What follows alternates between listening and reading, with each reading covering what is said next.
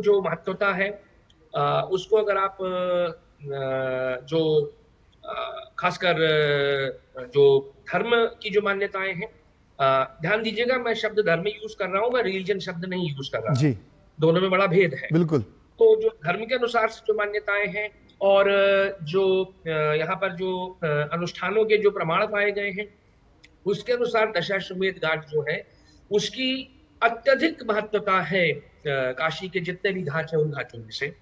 और उससे जुड़ी हुई है जो गंगा आरती, वो दोनों आपस में एक संपर्क से समझिए कि जुड़े हुए हैं विश्वास के। और माँ गंगा के साथ जो जुड़ाव है तमाम सैकड़ों जी। और करोड़ों हिंदुओं का विश्व भर में, वो सारी चीजें दशाश्वमेध घाट अच्छा से ही हिमांशु जी, निकलती जब काशी की बात आती है तो काशी का कई बार विध्वंस हुआ और मुगलों के दौर में हुआ और अन्य आक्रमणों के दौरान हुआ, लेकिन यहाँ पर जी। इंदौर की महारानी माँ अहिल्याबाई होलकर का जिक्र करना बहुत जरूरी हो जाता है कि क्योंकि माना जाता है कि 1774 में उन्होंने इस घाट की स्थापना करवाई थी। तो उनका काशी का जो पुनर्निर्माण हुआ उसमें माँ अहिल्याबाई होलकर का कितना बड़ा योगदान आप देखते हैं?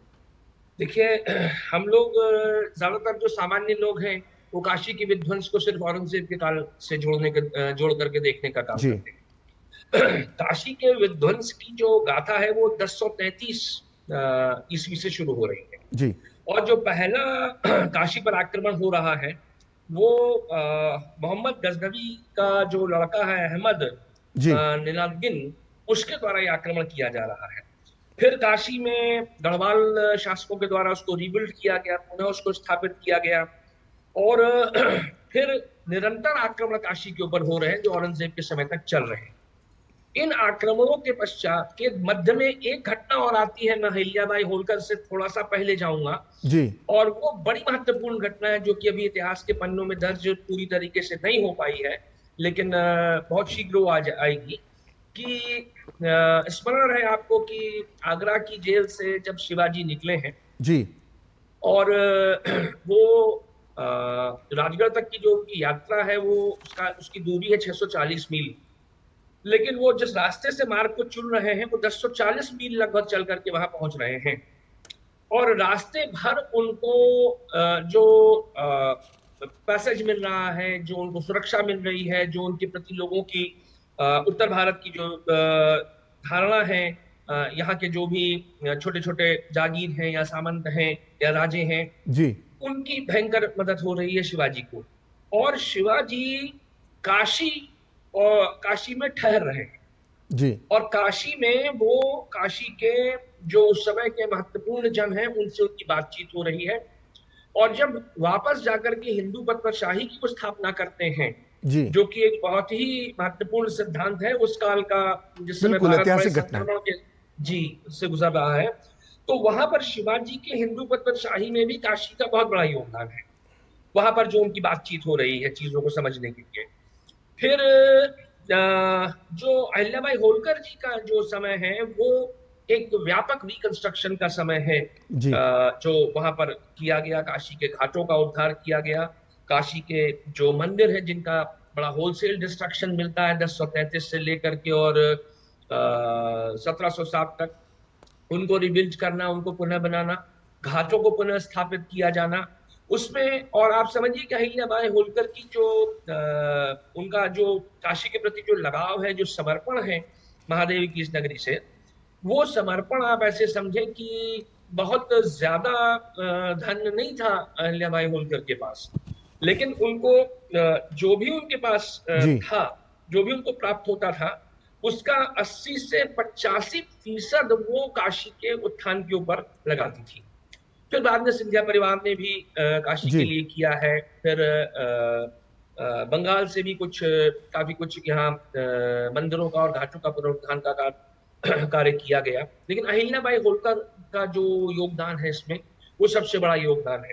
कहने जी का अर्थ ये कि मराठों और मराठवाड़ा जो कि हिंदू पदशाही का केंद्र रहा, वहां जी से निरंतर आप समझिए कि काशी के लिए कुछ ना कुछ जो भी वो सहयोग कर सकते थे उसके पुनरुद्धार के लिए, पुनर्निर्माण के लिए, वो होता रहा। जो कि जी जो 12 ज्योतिर्लिंग हैं उनके बीच की जो आप समझिए एक कड़ी जो है वो काशी है। हाँ, जी। मूल अच्छा जो हिमांशु जी, जुड़ाव है। अगर हम पूरे काशी की संस्कृति और उसके इतिहास की बात करें तो दुनिया के जो दूसरे शहर हैं जो बरसों पुराने हैं, हजारों साल पुराने जिनका इतिहास है, उनसे काशी कितनी अलग है और क्यों है? देखिए, काशी इसकी अलग है कि बहुत ही महत्वपूर्ण प्रश्न किया है आपसे। आज 2024 में हम लोग काशी की बातचीत कर रहे हैं, जी। और 2024 में मैं एक इतिहास के विद्यार्थी के रूप में या इतिहास के जानकार के रूप में मैं ये कह सकता हूँ कि अगर आप प्राच्य सभ्यताओं का इतिहास उठाएंगे विश्व की, तो विश्व की 42 प्राच्य सभ्यताओं में से यह एकमात्र सभ्यता है जो कि जीवित और निरंतरता में चली आ रही सभ्यता है। ये बहुत महत्वपूर्ण लाइन है। और जी। क्योंकि ये जीवित सभ्यता है, जीवंत सभ्यता है, इसका क्रम नहीं टूटा, तमाम इसके ऊपर संक्रमण के दौर आए, तमाम परेशानियां आई, लेकिन जो मूल है वो मूल अपना बना रहा सभ्यता और संस्कृति का। उस अनुसार जब आप देखेंगे, और काशी की जब आप जो मैंने आपसे अभी कहा कि जो इतिहास है वो पन्नों में दर्ज है बाकायदा प्रमाणों के साथ, कि 8वीं शताब्दी ईसा पूर्व से इसके प्रमाण बिल्कुल व्याप्त हैं, मौजूद हैं।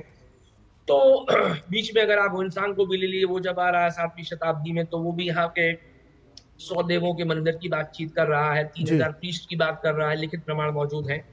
तो काशी इसकी अलग हो जाती है कि उसने अपनी उस मूलतः को जी। जो बना करके रखा है 8वीं शताब्दी ईसा पूर्व से, विश्व में आपको कोई ऐसा स्थान नहीं मिलेगा, कोई ऐसा शहर नहीं मिलेगा जिसका इतिहास इतना पुराना हो और वो अपनी निरंतरता में चला रहा है। ठीक, हमारे साथ इसलिए काशी बेहद महत्वपूर्ण है। प्रोफेसर मक्खन लाल भी जुड़ चुके हैं। आपका बहुत बहुत स्वागत है डीडी न्यूज में। मक्खन लाल जी, मैं आपसे ये जानना चाहूंगा कि जब कोई एक प्रधानमंत्री एक सांस्कृतिक नगर का जब उत्थान करता है, उसके इतिहास को एक फिर से गौरव प्रदान करने की दिशा में कार्य करता है, तो एक इतिहासकार के नजरिए से आप क्या सोचते हैं? देखिए, मेरे लिए बहुत सौभाग्य की बात है कि मैं काशी में रहा हूँ। मेरा घर परिवार है, काशी हिंदू विश्वविद्यालय में मैंने अध्यापन भी किया है। ये मेरा सौभाग्य है। मैं उत्थान शब्द ज़रा बहुत कड़ा है, मैं उसको नहीं इस्तेमाल करना चाहूँगा, जी। क्योंकि जैसा कि हमारे हिमांशु जी बता रहे थे, काशी अपने आप में दुनिया की अकेली ऐसी नगरी है जो जब से स्थापित हुए, उन्होंने कंजर्वेटिवली 18वीं शताब्दी किया है, 8वीं शताब्दी, लेकिन वो 12वीं 13वीं शताब्दी पे बहुत आसानी से चली जाती है, क्योंकि 6वीं शताब्दी में भगवान बुद्ध ने काशी के महत्व को समझकर जी। अपना धर्म चक्र प्रवर्तन वहाँ किया था। सबसे बड़ी बात जो मेरी निगाह में आज हुई, प्रधानमंत्री, आज का मतलब जब से प्रधानमंत्री जी वहाँ गए, उन्होंने काशी को एडॉप्ट किया, मुझे कभी लगता ही नहीं था कि क्या हमारे जो सांस्कृतिक विरासत के नगर हैं, जो धार्मिक विरासत के नगर हैं, उनका कभी कोई पुनर्जागरण होगा। क्या सरकारें आने वाली, एक के बाद एक के बाद एक सरकारें आने वाली, कभी हमारे धर्मस्थलों की तरफ भी ध्यान देंगी? क्या हमारे मंदिरों से जो पैसा वसूला जा रहा है, टैक्स वसूला जा रहा है, क्या उनको उन्हीं धार्मिक कामों में लिया जाएगा, या उनका मंदिरों का पैसा कहीं और लगाया जाएगा? ये एक बहुत बड़ी इच्छा थी।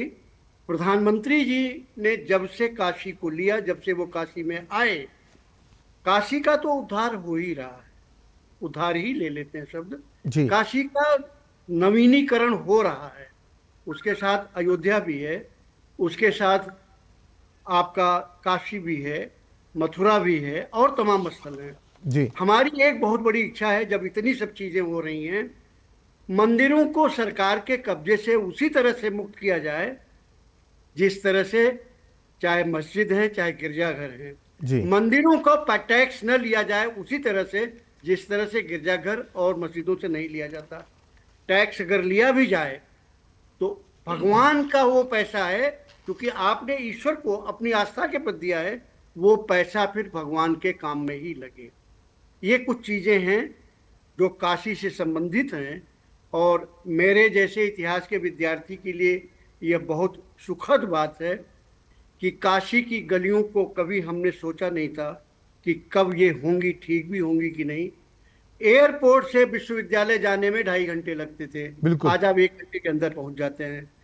ये सब मोदी जी की देन है, लेकिन वो देन के पीछे एक भी और कारण है, वो ध्यान रखिएगा। जो व्यक्ति जहां रहता है वो उसको छोड़ना नहीं चाहता, ये पक्का निश्चित है। बिल्कुल। नरेंद्र मोदी के प्रति इतनी लोगों की आस्था थी, इतनी लोगों की विनम्रतापूर्ण आग्रह था, जो उन्होंने काशी में कहा लोगों ने उसे माना। काशी मंदिर तक जाने के लिए कॉरिडोर की बात थी, लोगों ने अपने घर छोड़ दिए, मंदिर छोड़ दिए। जो कुछ उन्होंने कहा उनके ऊपर अटूट विश्वास है, और मैं ये चाहता हूं ये विश्वास नरेंद्र मोदी जी के ऊपर काशी का हमेशा हमेशा के लिए बना रहे। कभी भी ये बात ना आने पाए कि नरेंद्र मोदी को लगे कि काशी ने हमको छोड़ा। ठीक है, अब तो थोड़ी देर में प्रधानमंत्री प्रोफेसर मक्खनलाल दशाश्वमेध घाट पहुंचने वाले हैं। इसके इतिहास के बारे में थोड़ा सा हमारे दर्शकों को आप बताएंगे? नहीं, हम बहुत डिटेल से, तो उसमें हम ईमानदारी की बात यह है, दशाश्वमेध घाट एक पवित्रतम घाटों में है, चाहे हरिश्चंद्र हो चाहे और, लेकिन मैं बहुत डिटेल, मेरा अध्ययन नहीं है, शायद हिमांशु चतुर्वेदी जी कुछ इस पर बता सकेंगे, ये ईमानदारी की बात है मेरी। लेकिन आप पूरे काशी को आप समझते हैं और काशी के 80 घाट जो हैं पूरी दुनिया में मशहूर हैं, तो एक घाटों के साथ काशी और इसके साथ इतिहास, इसे आप किस नजरिए से देखते हैं? देखिए, घाटों के साथ काशी, ये बहुत अच्छी बात है समझना। काशी इतना पवित्र था कि यहाँ जितने राजा महाराजा थे आते थे, उनका गंगा के प्रति पूरी आस्था, काशी के प्रति आस्था, सभी राजा महाराजाओं ने काशी में घाट बनवाए अपनी उच्चता के लिए, कि भगवान शंकर की और गंगा माँ की कृपा उन पर बनी रहे। एक ऐसा नहीं है कि सब एक ही साथ बने, सारे घाट एक लंबे समय तक, सहस्राब्दियों तक बनते रहे हैं, और सभी घाटों के पीछे कोई न कोई पौराणिक कहानी जरूर रही है, और इसीलिए हर घाट का अपना अलग महत्व है।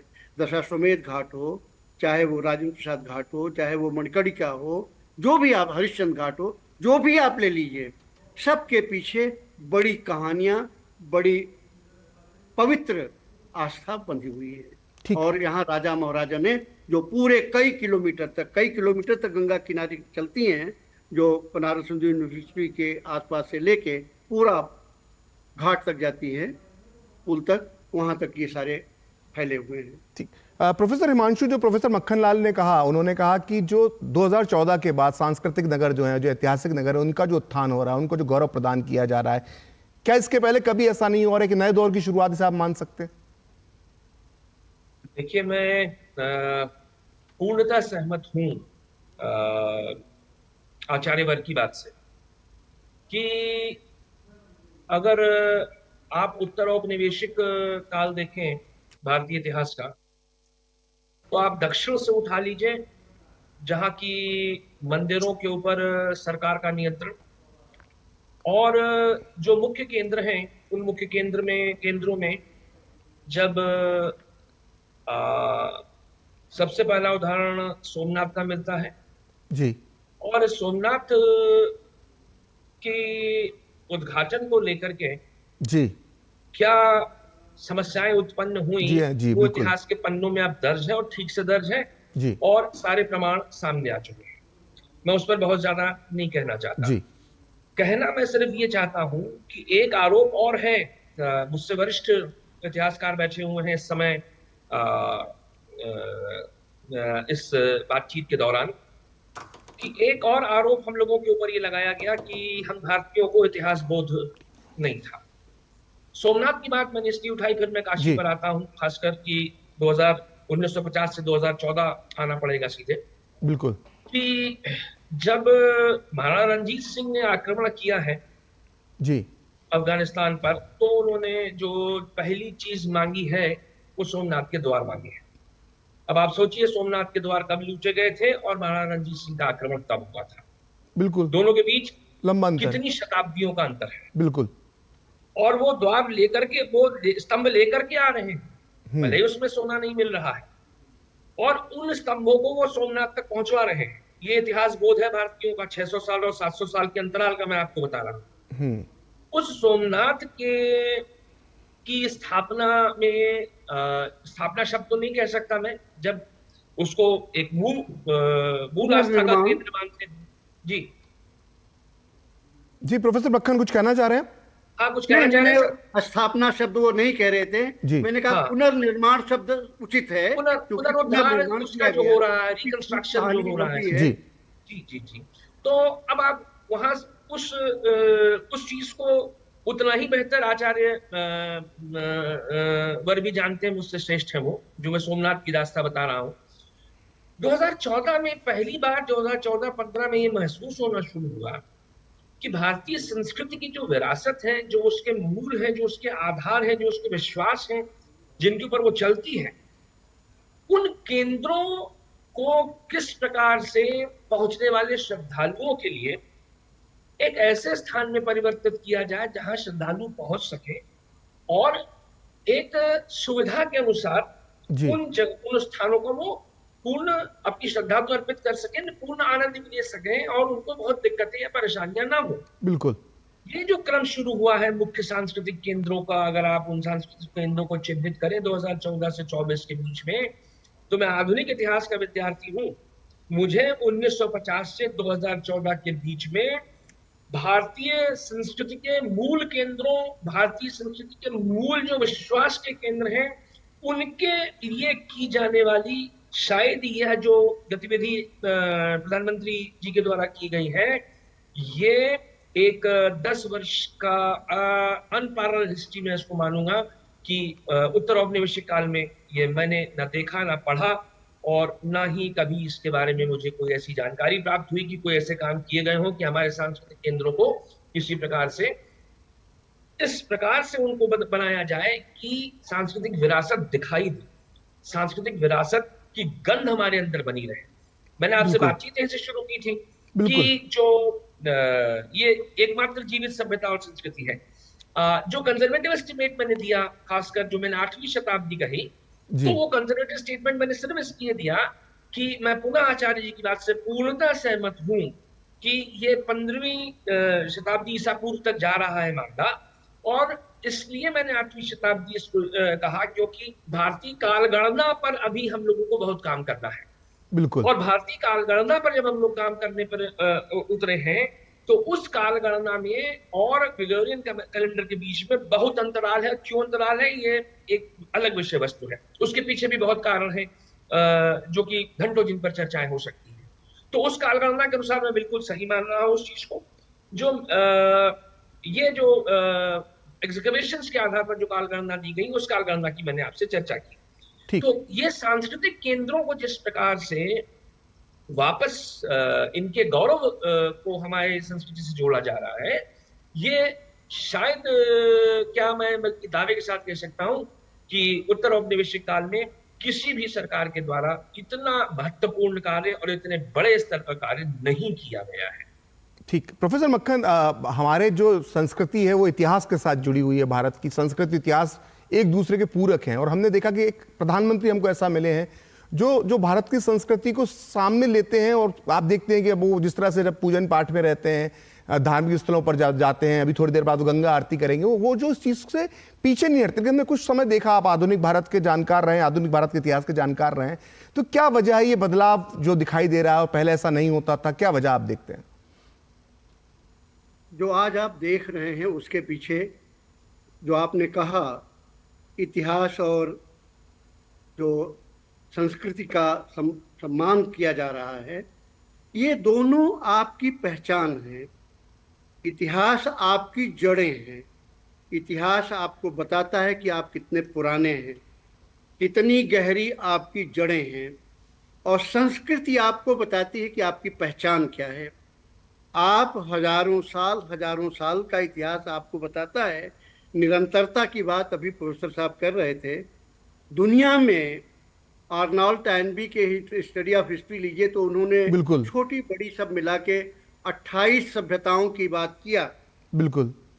चाहे वो इजिप्ट का हो, इजिप्शियन हो, चाहे रोमन हो, चाहे ग्रीक हो, चाहे मेसोपोटामियन हो, चाहे यूरोपियन हो, सब।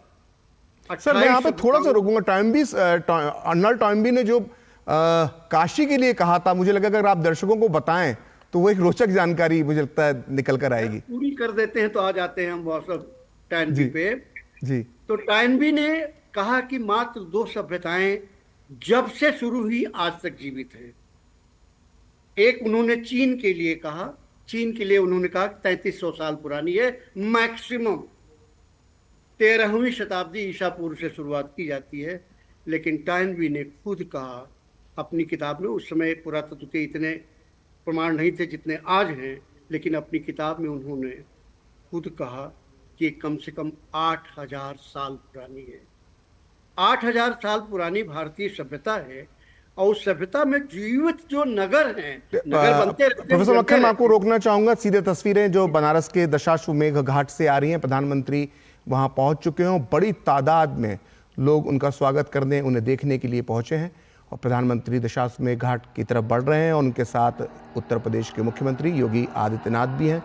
और पावन नगरी वाराणसी के बेहद प्राचीन एवं पवित्र घाटों में से एक है दशाश्वमेध घाट।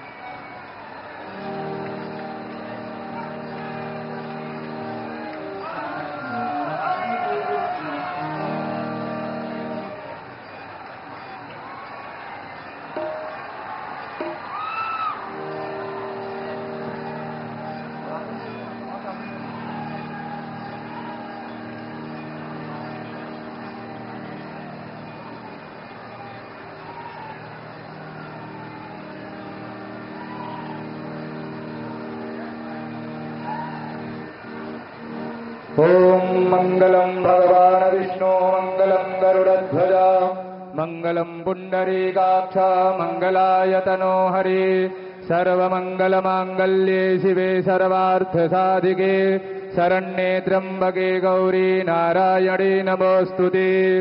आचम्याम ओम केशवाय नमः, ओम नारायणाय नमः, ओम माधवाय नमः, हस्तौ प्रक्षालनम गोविंदाय नमो नमः। ओम यपवित्रः पवित्रो वा सर्वावस्थांगतोऽपि वा यः स्मरेत् पुंडरीकाक्षं स वा याभ्यन्तरः सुधि। ओम पुंडरीकाक्ष पुनादो पुंडरीकाक्ष पुनादो पुनादु पुंडरीकाक्षः।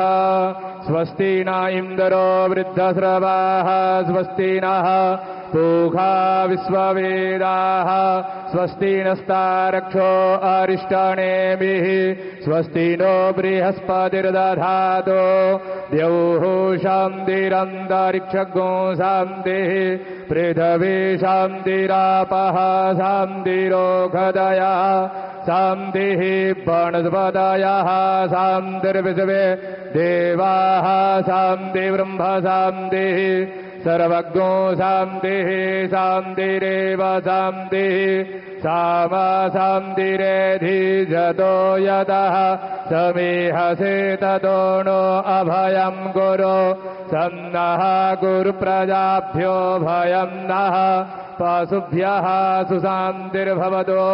श्रीमन्महागणाधिपतये नमः। विश्वेशं माधवं दुण्डिं दण्डपाणिं च भैरवं वन्दे काशीं गुहां गंगां भवानी मणिकर्णिकां। वक्रतुण्ड महाकाय सूर्यकोटिसमप्रभा निर्विघ्नं कुरु मे देव सर्वकार्येषु सर्वदा। विनायकं गुरुं भानुर्ब्रह्म विष्णुर्महेश्वरान् सरस्वती प्रणम्यादौ सर्वकामार्थसिद्धये धर्मकामार्थसिद्धये सिद्धिबुद्धिसहिताय स्वस्ति श्रीमन्महागणाधिपतये नमः। संकल्पः हस्ते जलाक्षतभुजपाणिं गृहीत्वा संकल्पं स्मरेयुः। ओम तिथि विष्णुस्तथा वारं नक्षत्रं विष्णुरेव च योगस्याकरणं चैव सर्वं विष्णुमयं जगत्। ओम विष्णुरविष्णुरविष्णुः श्रीमद्भगवतो महापुरुषस्य विष्णुराज्ञाः प्रवर्तमानस्याद्य श्रीब्राह्मणोऽनिये द्वितीयप्रारथे श्रीश्वेतवाराहकल्पे वैवस्वतमन्वन्तरे अष्टाविंशतितमे युगे कलियुगे कलिप्रथमचरणे जम्बुद्वीपे भरतखण्डे भारतवर्षे आर्याव्रते कदेशान्तर्गते अविमुक्तवाराणसी क्षेत्रे आनन्दवने महाश्मशाने गौरीमुखे त्रिकण्टकविराजिते भागीरथ्याः उत्तरवाहिन्याः पश्चिमे दिग्भागे प्रभवादिषष्टि संवत्सराणां मध्ये पिङ्गलनामाब्दसंवत्सरे श्रीसूर्ये सौम्यायणीयाम्यगूलः ग्रीष्मऋतौ मासानां मासोत्तमे मासे महामाङ्गल्यप्रदमासे शुभे ज्येष्ठमासे शुक्ले पक्षे शुक्लपक्षीया अद्य द्वादश्यायां महापर्वणपुण्यतिथौ भौमवासराणवितायां शुभनक्षत्रे शुभयोगे शुभकरणे शुभचन्द्रे शुभसूर्ये शेषे सुग्रहेषु यथा यथा राशिस्थान स्थितेषु तत्सु एवं ग्रह गुणगणविशेषणविशिष्टायां वेलायां शुभपुण्यतिथौ गोत्रनामः समस्तदेशवासिनां प्रतिनिधिभूतोऽहम् आत्मनः श्रुतिस्मृतिपुराणोक्त वेदोक्तशास्त्रोक्त पुण्यफल्यप्राप्त्यर्थम् शरीरे आरोग्यता प्राप्त्यर्थम् सर्वत्र यश विजय कीर्तिलाभादि प्राप्त्यर्थम् विशेषतः सर्वे भवन्तु सुखिनः सर्वे सन्तु निरामय सर्वे भद्राणि पश्यन्तु मां कश्चित् दुःखभाग् भवेत् इति कामनयाः श्रीगङ्गादेवी सुप्रसन्नार्थं च अद्य बहुभिः ब्राह्मणैः सह मातेश्वरी गङ्गादेवी पूजनम् अहं करिष्ये तत्रादौ निर्विघ्नतासनसिद्ध्यर्थम् आदौ गणेशयम्बिकयोः स्मरणं च करिष्ये ॐ मङ्गलानां द्वा गणपतिगुं हवामहे प्रियाणां द्वा प्रियपतिगुं हवामहे निधीनां द्वा निधिपतिगुं हवामहे वसो मम आहमजानि गर्भधम त्वमजासि गर्भधम् अम्बे अम्बिकेऽम्बालिके न मानयति कश्चन स षष्ठ्य स्वगः सुभद्रिकां कम्बेलवासिनीम् ध्यानं समर्पयामि श्रीगणेशाम्बिकाभ्यां नमः मातेश्वरी गङ्गादेवी पूजनम् अथ ध्यानम् नमो देव्यै महादेव्यै शिवायै सततं नमः नमः प्रकृत्यै भद्रायै निहता प्रणता स्मताम् ध्यानं समर्पयामि मातेश्वरी गङ्गादेव्यै नमः एतानि पाद्यम् अर्घ्यं मुखे आत्मनीयं सर्वाङ्गे स्नानीयं जलम् समर्पयामि यथ पयस्नानम् ॐ पयः पृथिव्यां पयवो खदे घुपय दिव्यन्तरिक्षे पयोधाः पयस्वदेः प्रदिशः सन्तु मह्यम् पयस्नानं समर्पयामि मातेश्वरी गङ्गादेव्यै नमः पयस्नानान्ते शुद्ध्योदकस्नानम् ॐ देवस्य त्वा सविदुः प्रसवे बाहुभ्यां पूष्णो हस्ताभ्यां शुद्ध्योदकस्नानीयं जलं समर्पयामि मातेश्वरी गङ्गादेव्यै नमः गन्धाक्षतपुष्पाणि ॐ गन्धद्वारां दुराधरसां नित्यपुष्टां गणेशणीं ईश्वरीं सर्वभूतानां दामिहो बभ्वये श्रियाम् अक्षण्णमीमदन्तसवप्रिया अधूखदा स्तोखद स्वभानवो विप्राणविष्ठयामति जोजान्विन्द्रदे हरे ओखदेः प्रतिमोदध्वं पुक्पवदेः प्रसूवरेः असवा इव सजिद्वरेर्पेरुधा पारैष्वः काण्डात् काण्डात् प्ररोहन्ति परुघः परुघस्परि एवानो दुर्भे व्रदनु सहद्रेण सदेन च नमो बिल्मिने जगवजिने च नमो बर्मिने च बरुधिने च नमः श्रुताय च श्रुतसेनाय च नमो दुन्दुभ्याय च हनन्याय च इदं विस्तुर्विजग्रमेत्रे धानि दधे पदम् समूढमसि अपाग्मुसूरे स्वाहा गन्धाक्षतपुष्पाणिं दुर्वाङ्कुराणि बिल्वपत्राणि तुलसीदलानिं समर्पयामि मातेश्वरी गङ्गादेव्यै नमः ॐ अहिरिव भोगैः व्रजेति बाहुञ्जाय हेतिं परिबाधमानः हस्तगणो विश्वाभ्ययुणानि विद्वान् पुमान् पुमाग्गुसम्परिबाधुविश्वदः सिन्धोरिव प्राध्वणे सुधनासोपादप्रमियः पदयं दिजिह्वाः दृतस्य धारा अरुकोणपाजी काष्ठाभिन्दण्डोर्मिभिः पिण्वमाणः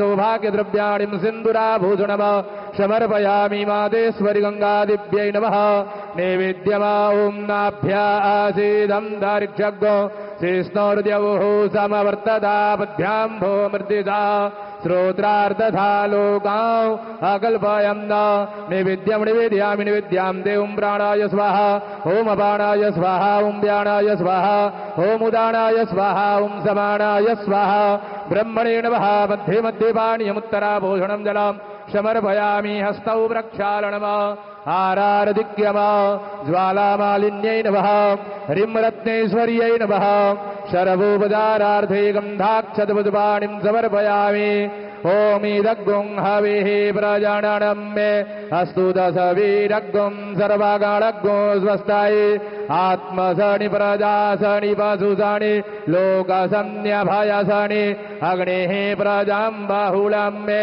करोत्वन्नं पयोरेतो असमासु धत्ता कर्पूरगौरं करुणावतारं संसारसारं भुजगेन्द्रहारं सदा वसन्तं हृदयारविन्दे भवं भवानी सहितं नमामि कदलीगर्भसम्भूतं कर्पूरं सुप्रदीपिकाम् आरारदिक्यमहं गुरु मे वस्य मे वरदा भव कर्पूरनिराञ्जनं समर्पयामि जलेन शीतलीकरणं पुष्पै देवताभिवन्दनम् आरोग्यार्थे आत्माभिवन्दनं परमात्माभिवन्दनम् आरारतिग्रहणं हस्तौ प्रक्षालनम् मन्त्रपुष्पाञ्जलिः ओम यज्ञेन यज्ञमयं ददेवास्तानि धर्माणि प्रथमान्यासं न तेहणागं महिमाणः सजन्त यत्र पूर्वे साध्याः सन्ति देवाः गङ्गातरङ्गरमणीयजटाकलापं गौरी निरन्तरविभूषितवामभागं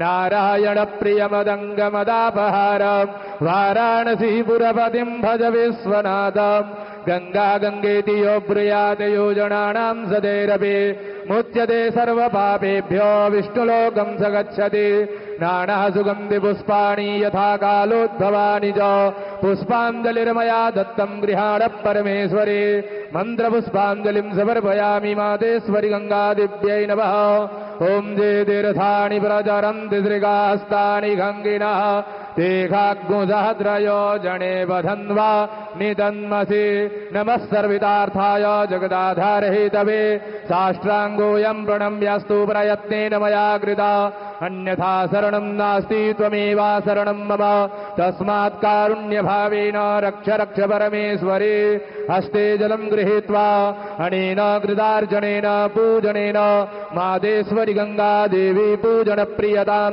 नमः सत्याः सन्तु यजमानस्य कामाः बोलिए गंगा माता की जय नमः पार्वती पदये हर हर महादेव।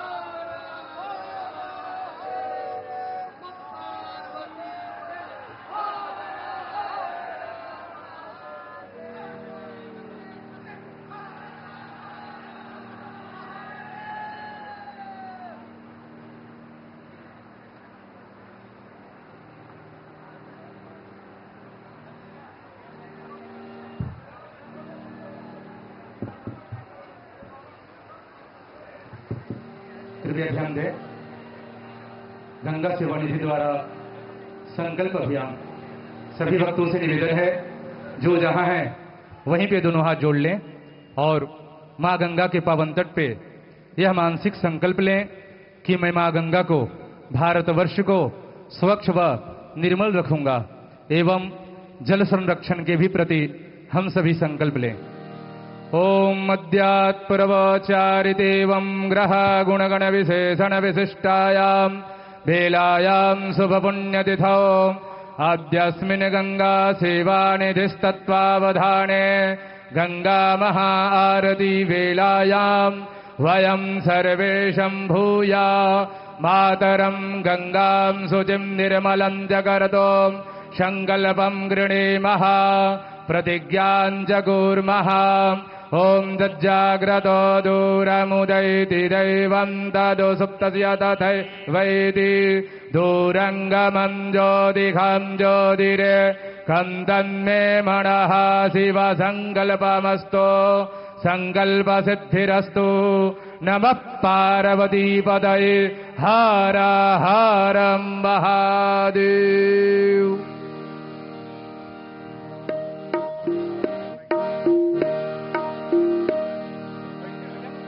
हरिओम। नित्य प्रति संध्या वेला में होने वाले मां गंगा की भव्य आरती कुछ ही क्षणों पश्चात प्रारंभ होने जा रही है।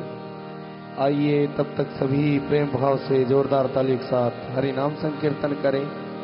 गोविंद बोलो, हरि गोपाल बोलो। अच्युतम केशवम राम नारायणम, अच्युतम केशवम राम नारायणम, अच्युतम केशवम राम नारायणम, केशवम राम नारायणम, कृष्ण रामोदरम वासुदेवम हरे, कृष्ण रामोदरम कृष्ण रामोदरं वासुदेवं हरे, कृष्ण रामोदरं वासुदेवं श्रीधरं माधवं गोपिकावल्लभं, श्रीधरं माधवं गोपिकावल्लभं, श्रीधरं माधवं गोपिकावल्लभं, श्रीधरं माधवं गोपिकावल्लभं, जानकीनायकं रामचन्द्रं भजे, जानकीनायकं रामचन्द्रं भजे, जानकीनायकं रामचन्द्रं भजे, जानकीनायकं रामचन्द्रं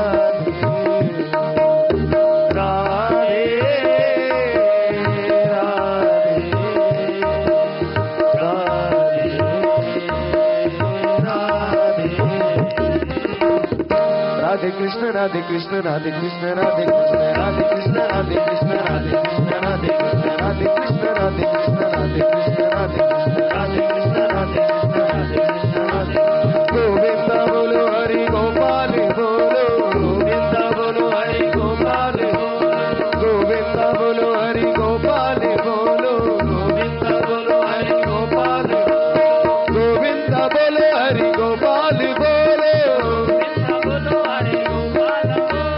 गोविंद बोलो हरि गोपाल बोलो गोविंद बोलो हरि गोपाल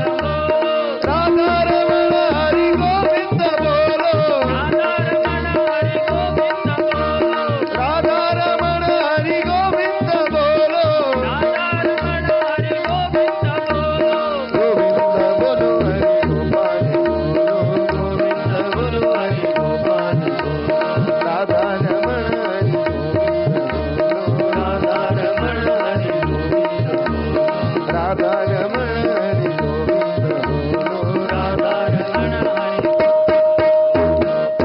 प्रेम से बोली श्री वृंदावन के बिहारी लाल की जय।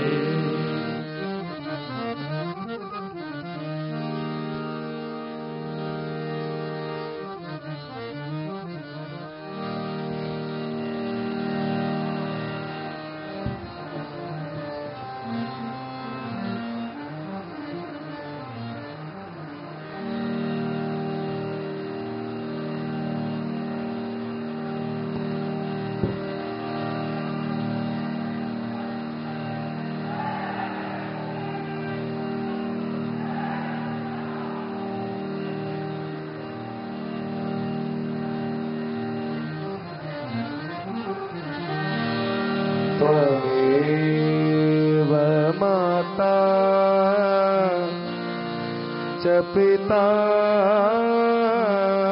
त्वमेव त्वमेव बन्धु च सखा त्वमेव त्वमेव विद्या द्रविणं त्वमेव त्वमेव सर्वं मम देव देवा।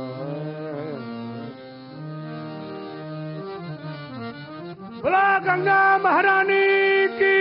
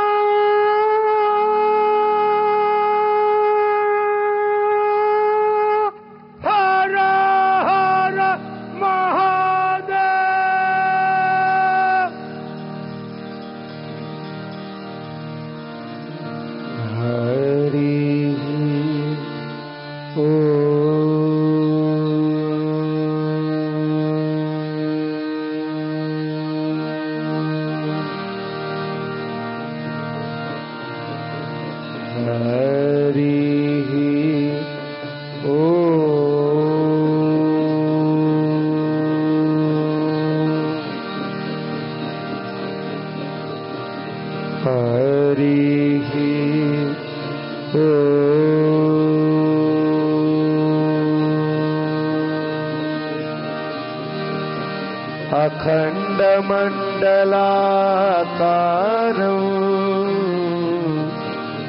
व्याप्तं येन चराचरं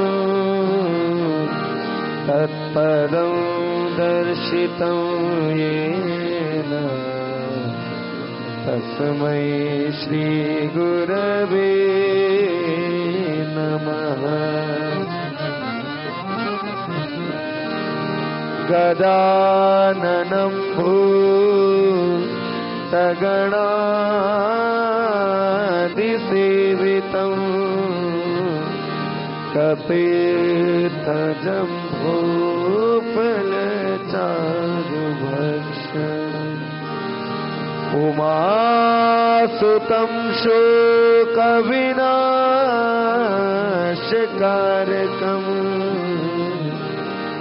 नमामि विघ्नेश्वर पादपङ्कजम्।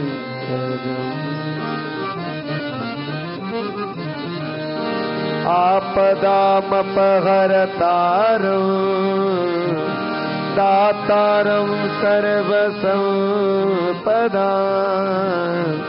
लोकाभिरामं श्रीरामम् भूयो भूयो नमामि।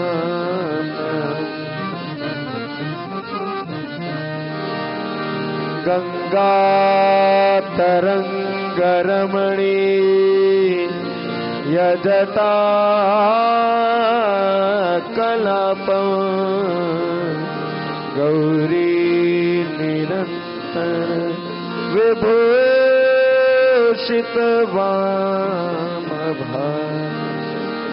नारायण प्रियमनंगमदापारु वाराणसीपुरपतिं भज विश्वनाथम्।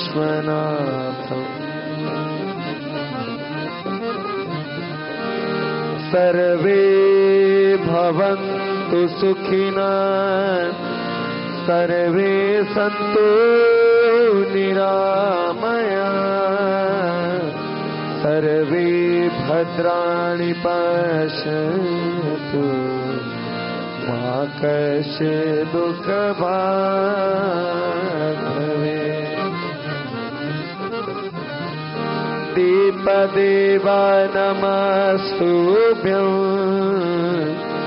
आरोग्यं सुखदायकम् शत्रुबुद्धिविनाशाय दीपदेव नमोस्तुते।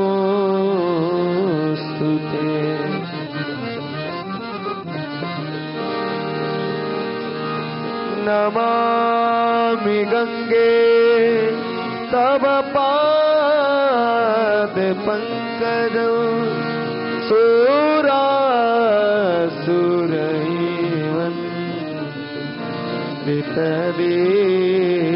सुरासुरैवन्दितदिव्यरूपं भुक्तिं च मुक्तिं च ददासि नित्यं भावानुसारे सदा नराणाम्।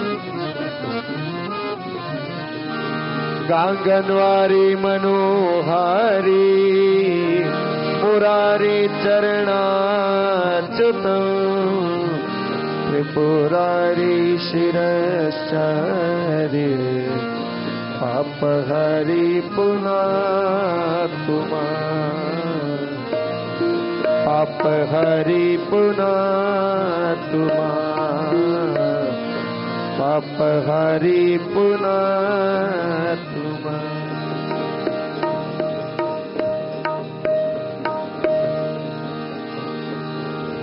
गंगा सकल मोद मंगल मूला सब सुख करणी हरणी सब सुख। गंगा सकल मुद मंगल मंगल मूला सब सुख करणी हरणी सब सूला। जय जय भगीरथ नंदनी मुनि जय चकोर चंदनी नाथ विभुर जय भगीरथ नंदनी मुनि जय चकोर चंदनी नाग विभुत बंदनी जय जगन्माता।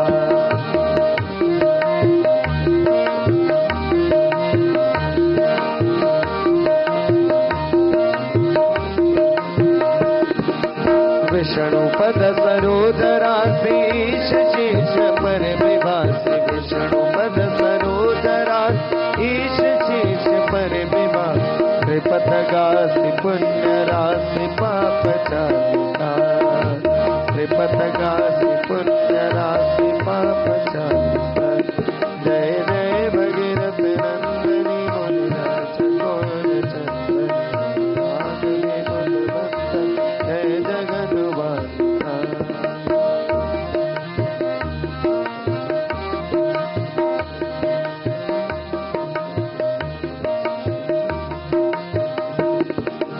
विमल विपुल बहसि बारी शीतल त्रयता पहारी विमल विपुल बहसि बारी शीतल त्रयता पहारी भवर भर त्रिभंग तर तरंग माला भवर भर त्रिभंग तर तरंग माला। जय जय भगीरथ नंदनी मुनि चकोर चंदनी नाग विभुत बंदनी जय जगन्माता।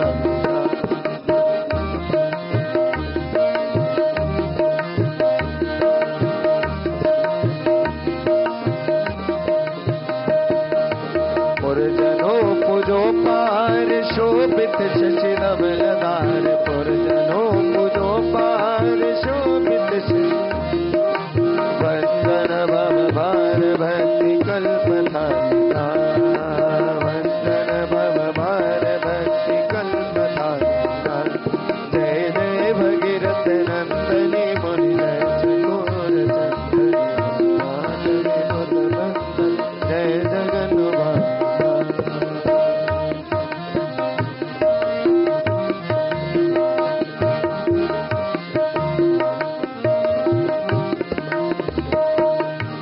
निज तटवासी विहंग जल तल चर पशु पतंग निज तटवासी विहंग जल तल चर पशु कीट जटिल ताप सब सरिस पासा कीट जटिल ताप सब सरिस पासा। जय जय भगीरथ नंदनी मुनि चकोर चंदनी नाग विभुत जय जगन्माता।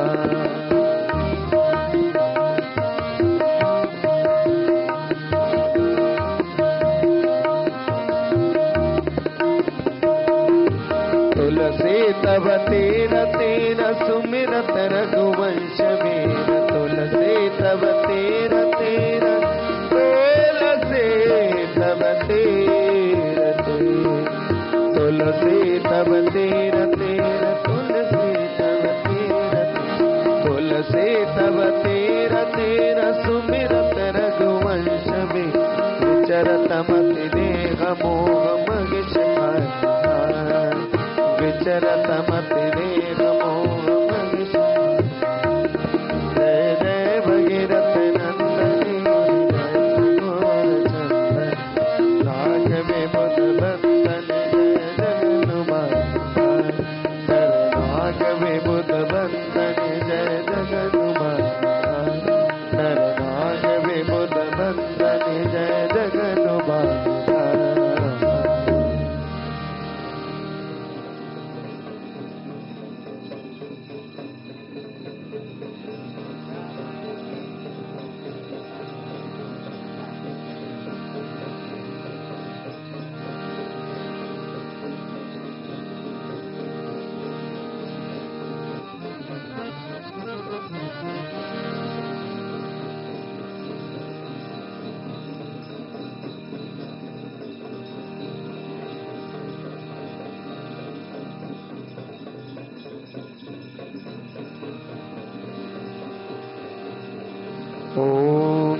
गंगे माता, मैया जय गंगे माता।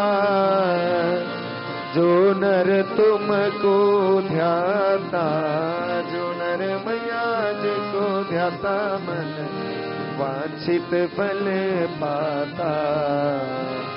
ओम जय गंगे माता, ओम जय गंगे माता, मैया जय गंगे माता। जो नर तुमको ध्याता, जो नर मैया जी को ध्याता, मन वांछित फल पाता। ओम जय गंगे माता।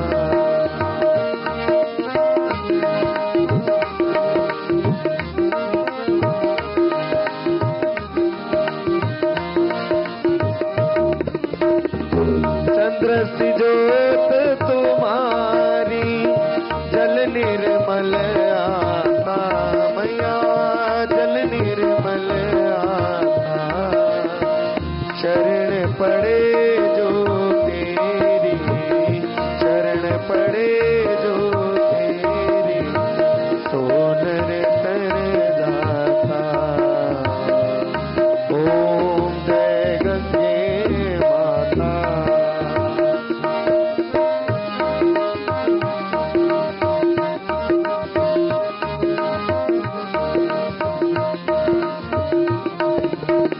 पुत्र सगर के तारे, सब जग को ज्ञाता, मैया सब जग को ज्ञाता। कृपा दृष्टि तुम्हारी, कृपा दृष्टि तुम्हारी, सो नर तर जाता। ओम जय गंगे माता।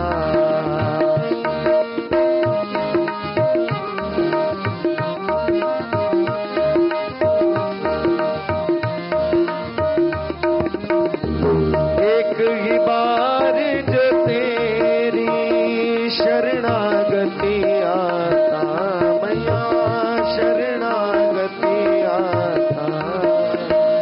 यम की त्रास मिटा कर, कुबेर की त्रास मिटा कर, परम गति पाता। ओम जय गंगे माता।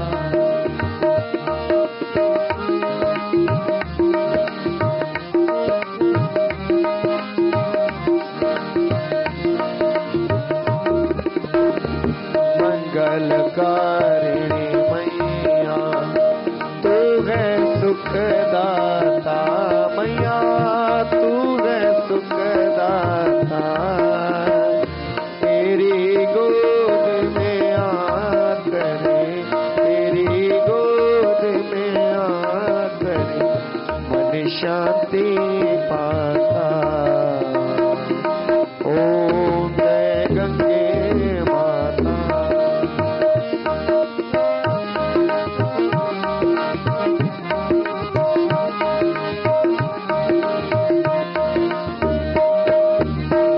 ब्रह्म स्वरूपिणी मैया जो तुमको ध्याता, मैया जो तुमको ध्याता।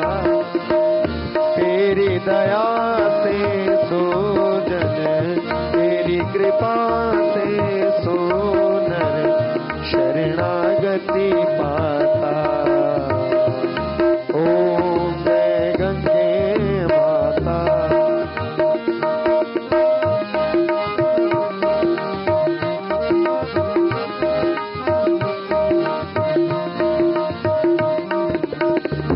आरती मात तुम्हारी जो जन नित गाता, मैया जो जन नित गाता।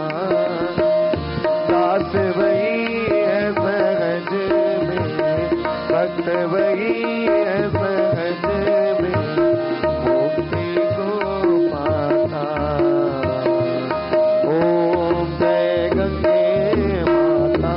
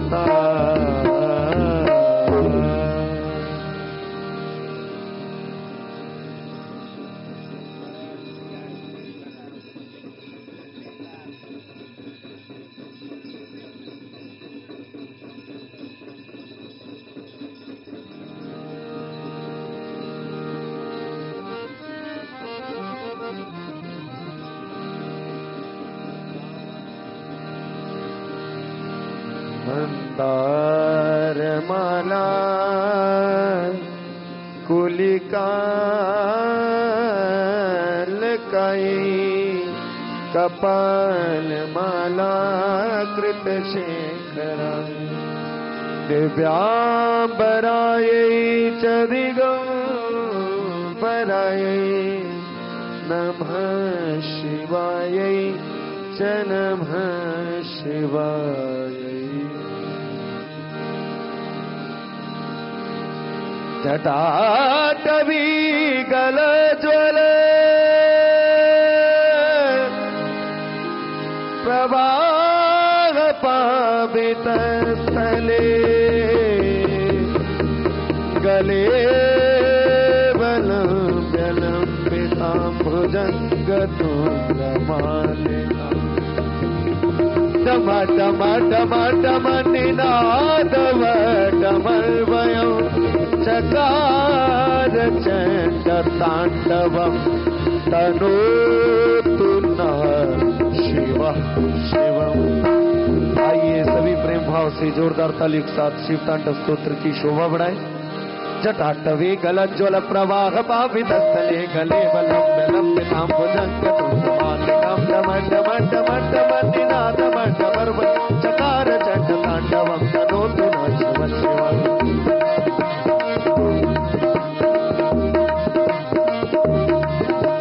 जटागदादं प्रभं प्रमन्निलिम्पनिर्झरी विलोलवीचि वल्लरी विराजमानमूर्धनि दगद्दगद्दगज्ज्वलल्ललाटपट्टपाव किशोर चन्द्रशेखरे रते प्रतीक्षणं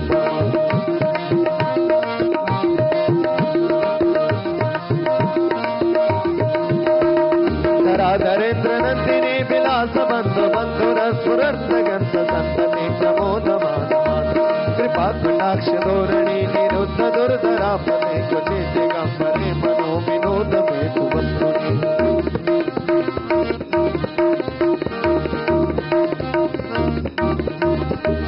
जटा भुजंग पिंगल स्फुरत्मणामणि प्रभा कदन्तु कुङ्कुमद्रव प्रलिप्त दिग्बधू मुखे पदान्त सिन्दूरस्फुरद्ध गुत्तरीय वेदो मनो विनोद मद्भुतं विवर्तु गोत्रवत्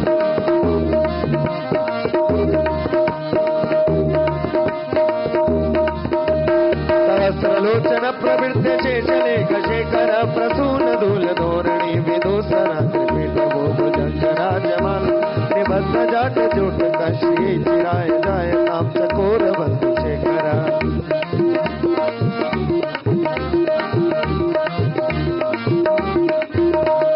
ललाट तत्वर ध्वल ध्वनंजया स्फुलिंग वाणि पीत पंच सायकं नमन्निलिम्पनाय सुधामयूखले कया विराजमान शेखर महाकपाल संपत् शिरोजटाल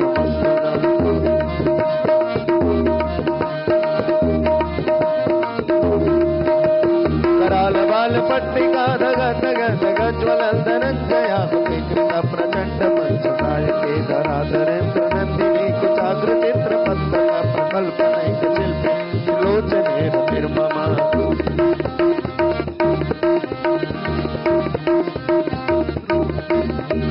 नवीन मेघमण्डले निरुद्ध दुर्धरस्पुः कुहूनिशीतनी तम प्रमथमन्दगन्ध निलिम्प निर्जरिधरस्तनोतु कृत्ति सिन्धुर कलानिदान बन्धुर श्रियस्य जतुर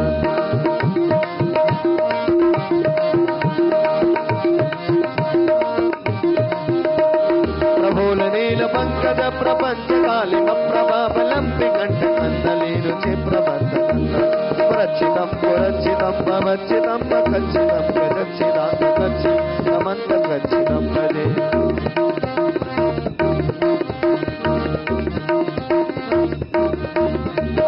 अगर्भ सर्व मंगला कला कदम्ब मंजरी रस प्रभाग माधुरी वृजिम्बणा मधुग्र स्मरान्तकं भवन्तकं पदान्तकं पदान्तकं वेदान्तकान्तकान्तकं प्रमन्तकान्तकं भजे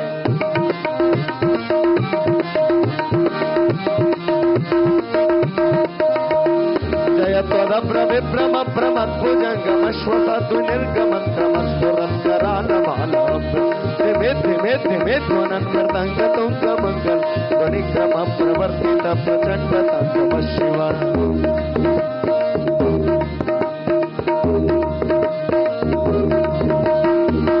चित्रतल्पयोर्भुजङ्गमुक्तिकस्रजोर्गरिष्ठरत्नलोस्तयो सुनीति पक्ष तृणारविन्द चक्षुषो प्रजामयी महेन्द्र समप्रवर्तिकदा शिवं वदाम्यहम्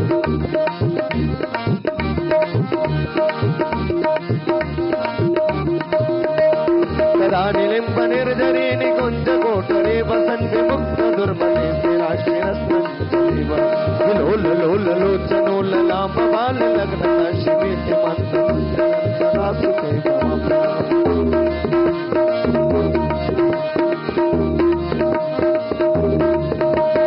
इममि नित्यमेवमुत्तमोत्तमोत्तमं तमं पदं स्मरन् भुवन्नरो विशुद्धमेति हरे गुरौ सुभक्तिमाशु याति नान्यथा गतिं विमोहनं गिरेगिनां सुशङ्करस्य विमोहनं गिरेगिनां सुशङ्करस्य विमोहनं गिरेगिनां सुशङ्करस्य पूजावसान समये दशवक्त्रगीतं यः भूपूजन परम पठति प्रदोषे तस्य स्थिरां नथ गजेन्द्र तुरङ्गयूपां लक्ष्मीं सदैव सुमुख्यं प्रददाति शम्भो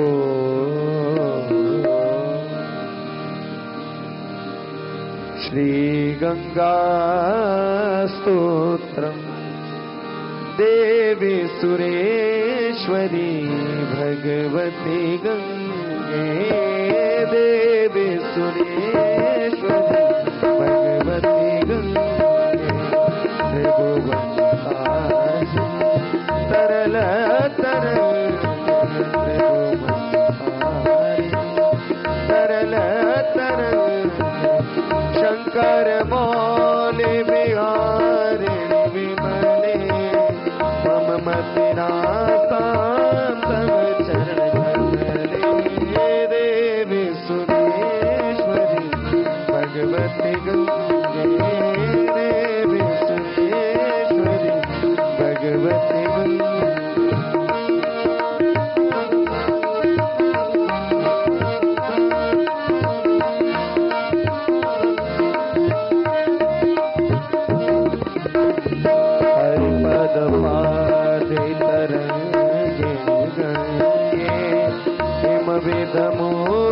विदमुक्तादवल तरंगे हरिपद पादे तरंगे गंगे हिम विदमुक्तादवल दूरे कुरु मम दुष्कृति भारं कुरु कृपया भव सागर पारं देवी सुरेश्वरी भगवती गंगे देवी सुरेश्वरी भगवती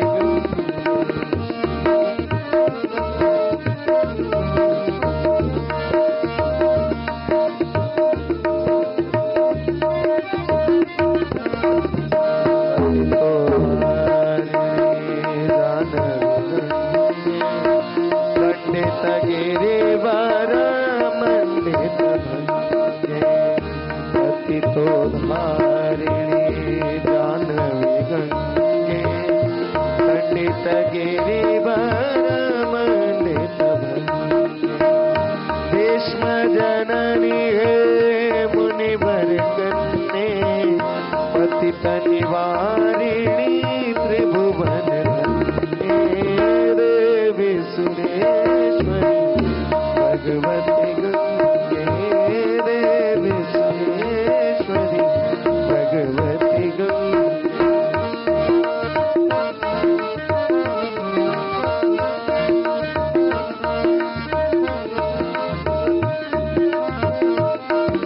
योगम शोकम तापम पापम हर में भगवती कुमति कलापम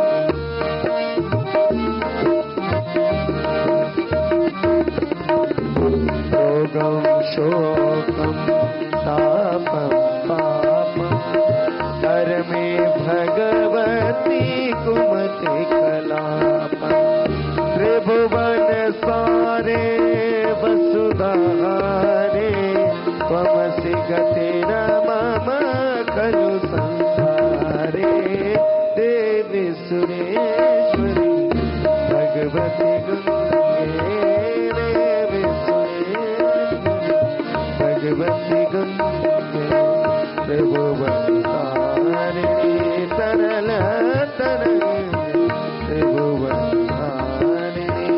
तरल तरंगिणी शंकर मौलि विहारिणि विमले मम मतिरासां तव चरण कमले देवी सुरेश्वरी भगवती गंगे देवी सुरेश्वरी भगवती गंगे देवी सुरेश्वरी भगवती गंगे विभूषिताना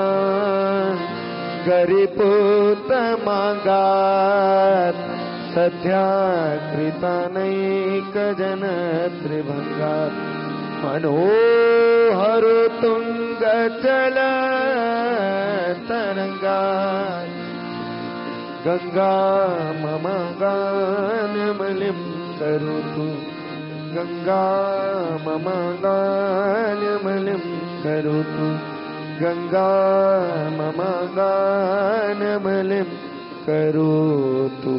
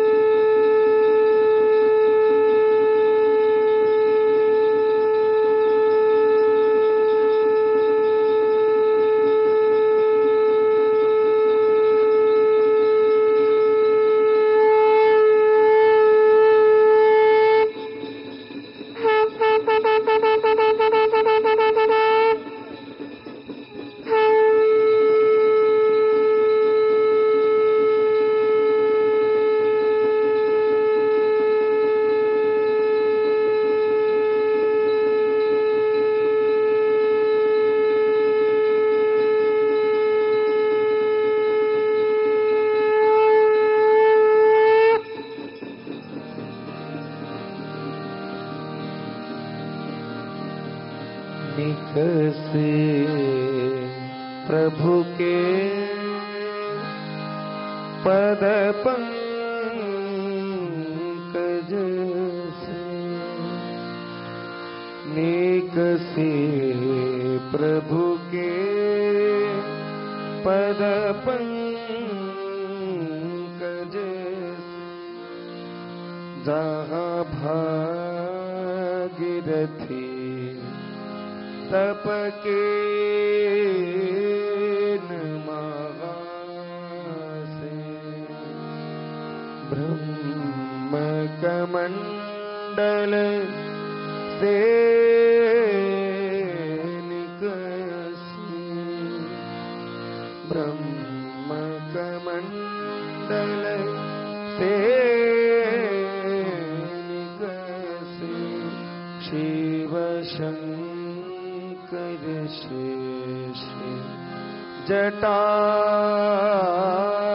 पे गाए आई गई धरणी तल पे आई गई धरणी तल पे जहाँ पाप के कुंज पहाड़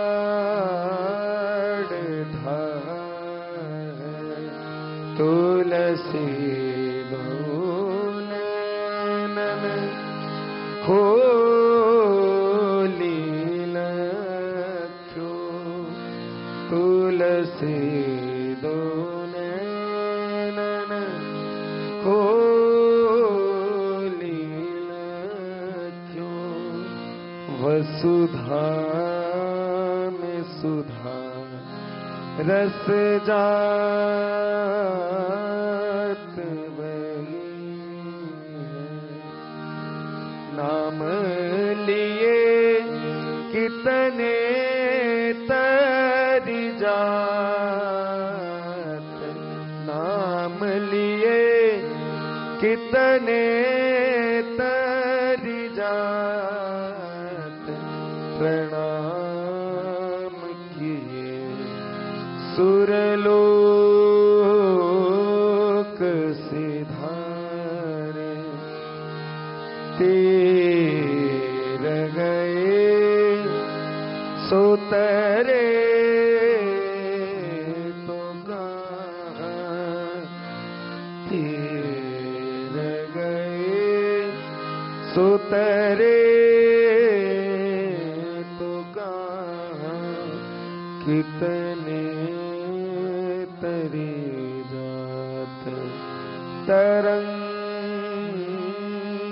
निहारे, हे तरंगिणी तेरो शोभामयी,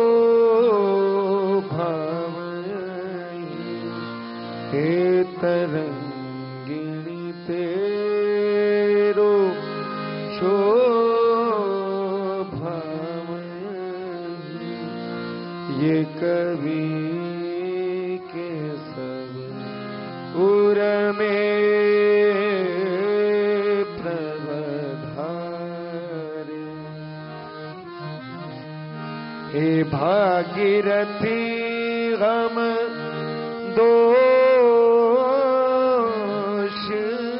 भरे, हे भागीरथी हम दोष भरे, है भरोस यही कि परोस तिहारी, है भरोस यही कि परोस तिहारी, है भरोस यही कि परोस तिहारी। ओम पूर्णमदः पूर्णमिदं पूर्णात् पूर्णमुदच्यते, पूर्णस्य पूर्णमादाय पूर्णमेवावशिष्यते।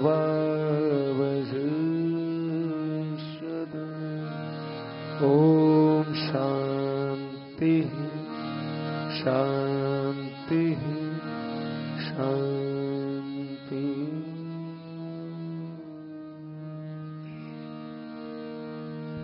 कृपया आप सभी भक्तजन प्रेम भाव से जोरदार जयकारा बोलिए।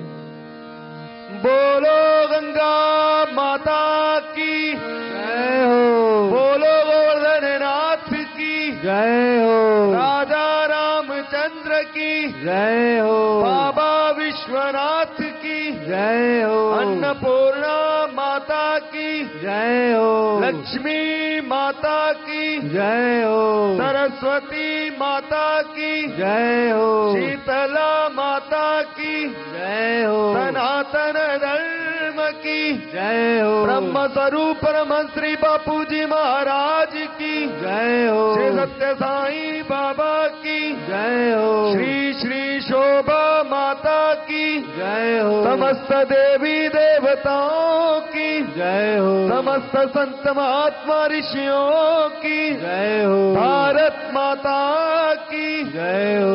नमः पार्वती पतये हर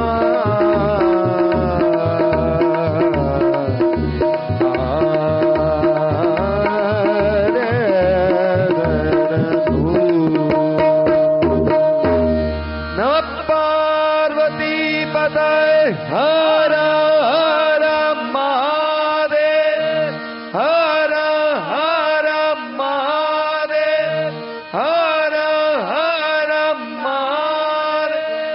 प्रेम से बोलिए श्री गंगा माता की जय।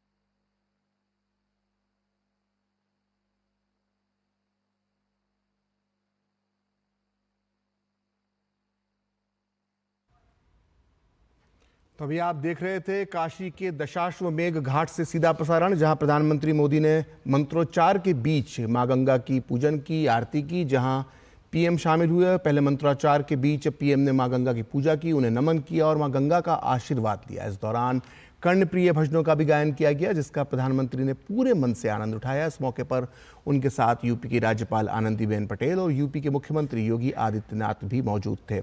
और कई क्विंटल फूलों से घाट को सजाया गया था, जिसे आपने देखा, और दीपों की रोशनी से पूरा घाट जगमग हो रहा था। वैसे तो रोज शाम को गंगा आरती में शामिल होने के लिए दशाश्वमेध घाट पर भीड़ रहती है, लेकिन आज हजारों लोग खास तौर से पीएम मोदी को भी देखने वहां पहुंचे थे। और केंद्र में काशी में और केंद्र काशी, जहां दोनों में जीत की हैट्रिक प्रधानमंत्री मोदी ने लगाई है।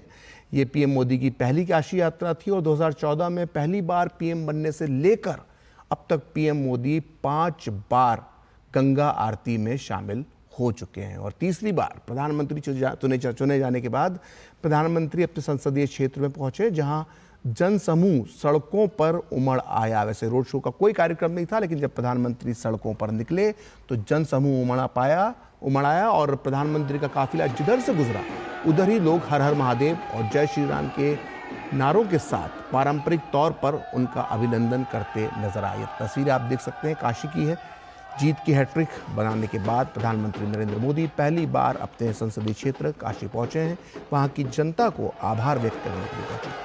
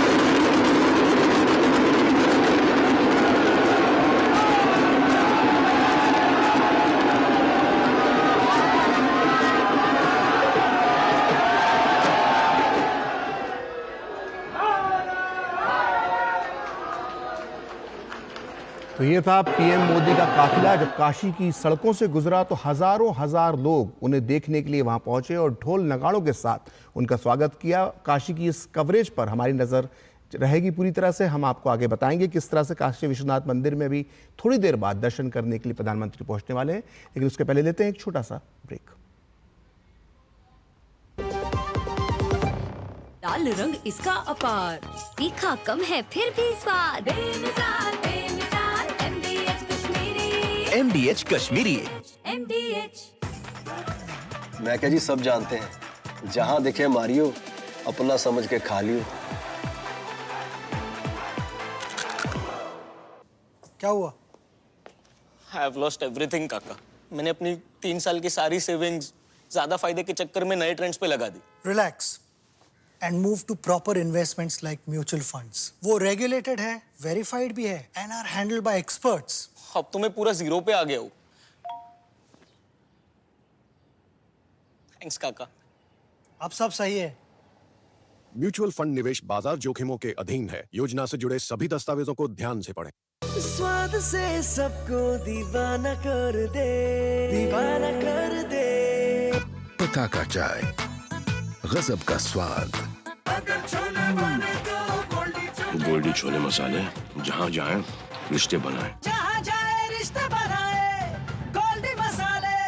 योग व्यक्ति, परिवार, समाज, देश, विश्व और संपूर्ण मानवता को जोड़ता।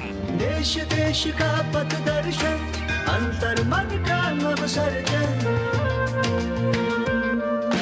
विश्व एक परिवार ने योग को किया है बंधन। जन जन के जीवन का हिस्सा है योग। 21 जून 2024 को है 10वां अंतर्राष्ट्रीय योग दिवस। इस बार योग दिवस की थीम है स्वयं और समाज के लिए योग। आइए हर गांव, हर शहर में योग उत्सव मनाएं। इस वैश्विक अभियान को सफल बनाएं। ब्रेक के बाद एक बार फिर आपका स्वागत है। और अब से थोड़ी देर पहले प्रधानमंत्री मोदी ने काशी के घाट पर गंगा आरती में हिस्सा लिया और इसके बाद पीएम मोदी सनातन धर्म के सबसे पवित्र तीर्थ स्थानों में से एक बाबा काशी विश्वनाथ मंदिर के दर्शन और पूजा करने के लिए पहुंचने वाले हैं। पीएम मोदी ने नामांकन के पहले भी बाबा विश्वनाथ और मां गंगा का दर्शन करने के लिए वो गए थे और तीसरी बार पीएम बनने पर आज एक बार फिर वे बाबा विश्वनाथ दरबार में अपना शीश नवाएंगे। और ये तस्वीरें थोड़ी देर पहले की हैं।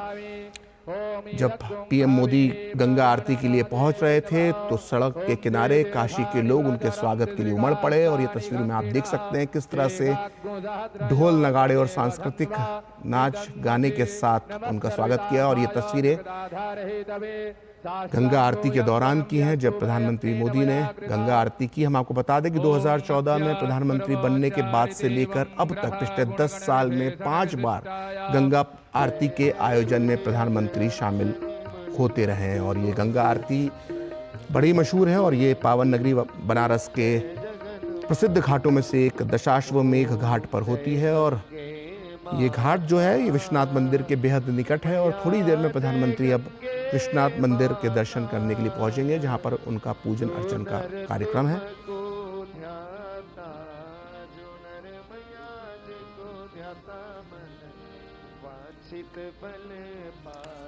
तो आइए इस चर्चा को आगे बढ़ाने के लिए हमारे साथ इस वक्त मौजूद हैं प्रोफेसर हिमांशु जो इतिहासकार हैं जाने माने, वहीं प्रोफेसर मक्खन लाल भी हमारे साथ जुड़ चुके हैं। हिमांशु जी, जब हम ये गंगा आरती देख रहे थे तो बड़ी रोचक चीज़ हमें नजर आई कि सिर्फ 7 पुजारी ही ये पूरी आरती करवा रहे थे। इसके पीछे क्या वजह है हिमांशु जी? बड़ा ही महत्वपूर्ण प्रश्न पूछा है आपने कि ये जो 7 पुजारी इस आरती को कराते हैं जी, उसकी जो आजकल को बड़ा जमाना है कि हर चीज को वैज्ञानिक तरीके से बताइए, परंपराओं को भी वैज्ञानिक तरीके से बताइए। तो उसी के तहत मैं इसको बताने की कोशिश कर रहा हूँ जी कि स्कंद पुराण में, जो कि महर्षि व्यास के द्वारा रचित है, सप्तपुरी का वृतांत मिलता है, जिस सप्तपुरी में काशी जी का बड़ा स्पष्ट वृतांत शामिल है। और सप्तपुरी में जहां जहां भी आप इनमें जाएंगे वहां पर आपको ये आरती का एक क्रमबद्ध इतिहास दिखाई देगा। इन सप्तपुरी में अयोध्या, मथुरा, हरिद्वार, काशी, कांची, उज्जैन अर्थात अवंतिका या फिर द्वारका, ये सप्तपुरी कहलाती हैं। और हर जगह आपको ये आरती का फॉर्म किसी न किसी रूप में दिखाई देती है। इसलिए सप्तपुरी के आधार पर ये एक मान्यता है कि 7 ही पुजारियों के द्वारा इस पूजा को कराने का कार्य संपादित किया जाता है। ये इसके पीछे की एक बहुत पौराणिक रूप से जुड़ी हुई क्रमबद्ध इतिहास देखने के लिए मिलता है। तो हमारे साथ प्रोफेसर मक्खन लाल जी हैं। मक्खन लाल जी, ये जो सनातनी संस्कृति का गौरव जो नजर आया और साथ में जो महान गौरवशाली इतिहास की झलक, ये संगम जो दिखाई दिया, ये कितना बड़ा संदेश है दुनिया के लिए? आपने जब फ्रेम में पिछली बार थे तो उसमें एक प्रश्न लिया था और वो इसी संदर्भ से संबंधित है, उसी को उठा लेते हैं। आपने कहा था काशी के बारे में आर्नोल्ड टॉयनबी ने क्या कहा था, बात वहां से शुरू हुई थी। और वो सांस्कृतिक, क्योंकि इस वक्त जो आपने प्रश्न पूछा संस्कृति से संबंधित है, तो इतिहास और संस्कृत कहाँ एक हो जाते हैं। 1961 में आर्नोल्ड टॉयनबी को जवाहरलाल नेहरू ने मौलाना आजाद लेक्चर के लिए बुलाया था। जवाहरलाल नेहरू खुद प्रिसाइड कर रहे थे उस लेक्चर में। उस लेक्चर के दौरान आर्नोल्ड टॉयनबी ने जो बात कही वो मैं जरा विद इन कोट कह देता हूँ, अंग्रेजी में, हिंदी भी कर देंगे। आई एम एम्बरेस्ड, यानी टॉयनबी कह रहे हैं, I am embarrassed and ashamed that still you haven't removed the name of Aurangzeb and Mughals from your history books even after partition. It's an insult to you, you and your free state. And वो कहते हैं कि मैं ashamed हूँ, शर्मिंदा हूँ, बहुत ही लज्जित हूँ कि आज़ादी के बाद भी औरंगजेब और मुगलों का नाम आपने अपने इतिहास से नहीं हटाया। आर्नोल्ड टॉयनबी कह रहे हैं, जिन्हें दुनिया का सबसे बड़ा इतिहासकार माना जाता है। और ऐसा क्यों कहा उन्होंने ये इसलिए कहा कि काशी हो, मथुरा हो, अयोध्या हो, आर्नोल्ड टॉयनबी ने खुद कहा, they are symbolic victory, you must remove them and restore. ये 1971 में मौलाना आजाद के उसमें बात कही थी। बात जो ये आपने सांस्कृतिक उत्थान की बात कही, नव उत्थान मैं कहूंगा, उत्थान तो नहीं, नव उत्थान की बात कही है, वास्तविकता ये है कि हमको इसके रूट में जाना पड़ेगा कि ऐसा हुआ क्यों। जवाहरलाल नेहरू ने कई बार कहा है और लिखा है अपने लेखों में जी, I am Hindu by accident. हर आदमी एक्सीडेंट से ही पैदा होता है, वो खुद तो डिसाइड नहीं कर पाता जी। But I am Englishman by education and a Muslim by culture. How can you expect him? जी, आप उनसे ये कैसे उम्मीद करेंगे कि भारतीय परंपराओं का, भारतीय परंपरा हिंदू सनातन धर्म की परंपराओं का जी, वो कोई सम्मान रखेंगे। और एक बात इसी के साथ और जोड़ दूं जी, जब ये बात कहा कि ऐसा क्यों हो रहा है, जी, 1953 में एक फ्रेंच डेलीगेशन आया था और वो फ्रेंच डेलीगेशन पांडिचेरी में नेचुरली अरविंदो आश्रम है, वो फ्रेंच का माना जाता है, तो वहां से हेडक्वार्टर रख के 25-30 का डेलीगेशन था, वो पूरे भारतवर्ष में ट्रेवल किया और उसके बाद 10 मिनट नेहरू से मिलने का समय मांगा। दिया नेहरू ने। फ्रेंच डेलीगेशन ने कहा, और ये इंटरव्यू छपा हुआ है फ्रेंच में भी इंग्लिश में भी, वो ये कहा कि भारतवर्ष की जो परंपरा है, भारतवर्ष की जो सिविलाइजेशन है, वही विश्व को मार्ग दिखाएगी, इससे सर्वश्रेष्ठ, इससे सर्वोत्तम कुछ भी नहीं। नेहरू ने जवाब दिया, you are praising the very same thing I am going to destroy.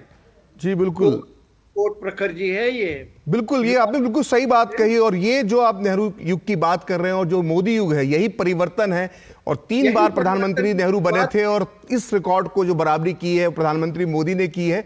और ये युग परिवर्तन का संदेश, ये साफ काशी की आज जो तस्वीर है उनमें नजर आ रहा है। तो फिलहाल हम इस कार्यक्रम को यही विराम देंगे और इस सिलसिले को आगे बढ़ाएंगे मेरी सहयोगी ऋतु। तो फिलहाल हमें दीजिए इजाजत, देखते रहिए डीडी न्यूज।